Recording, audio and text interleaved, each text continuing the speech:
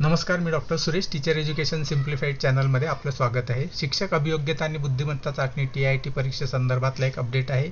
या circuit update जाणून घेण्यासाठी आपण चॅनल जरूर सबस्क्राईब करा. इथे हे अपडेट आपल्याला दिसतंय. अपडेटमधलं ह्या लिंकवर क्लिक केल्यानंतर हे परिपत्रक प्रसिद्धी निवेदन आपल्यासमोर मी ओपन केलेलं आहे.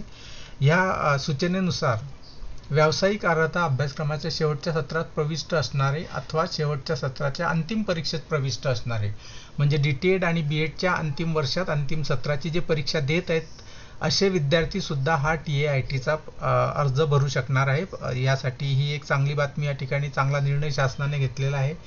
अशा विद्यार्थ्यांचा जो निकाल आहे तो मात्र उघड केला जाणार नाही. यांचा स्वतंत्र निकाल जाहीर केला जाणार आहे.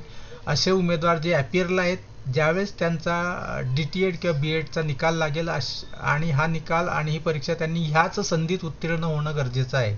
आता जी आपली परीक्षा असणार आहे किंवा चालू असणार आहे, हीच परीक्षा उत्तीर्ण झाल्यास तरच आपल्याला ही संधी मिळणार आहे किंवा या संधीचा लाभ घेता येणार आहे. जर कोणी विद्यार्थी ह्या परीक्षेमध्ये म्हणजे DTED आणि BEdच्या शेवटच्या वर्षात जर नापास झाला तर त्याला या TITसाठी पुढे पात्र समजलं जाणार नाही. म्हणून याच संधीत उत्तीर्ण होणं गरजेचं आहे.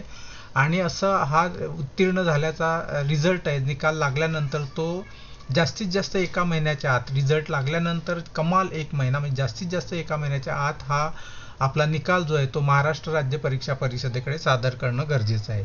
या मुदतीत ज्यांचे गुणपत्रक आणि प्रमाणपत्र येतील अशाच विद्यार्थ्यांना, अशाच उमेदवारांना त्यांचे निकाल जाहीर केले जातील आणि त्यांना TITच्या पुढील प्रक्रियेसाठी पात्र समजले जाईल.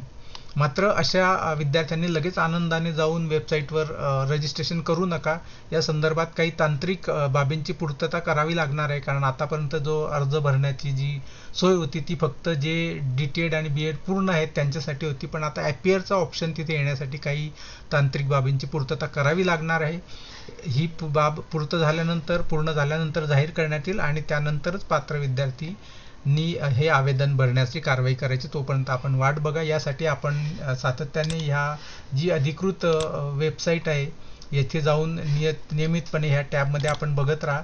इथे जाहीर झाल्यानंतरच आपण लॉग इन करायचं आहे. हे लॉग इन करण्यासाठी ही लिंक आहे. इथे जाऊन आपण क्लिक न्यू रजिस्ट्रेशनवर क्लिक करून ते आपला जो आवेदनपत्र आहे ते नंतर भरायचं. त्यासाठी ही अपडेट बघत राहा आणि चॅनल सबस्क्राईब करा. माझ्या चॅनलवर सुद्धा मी अपडेट देत राहील.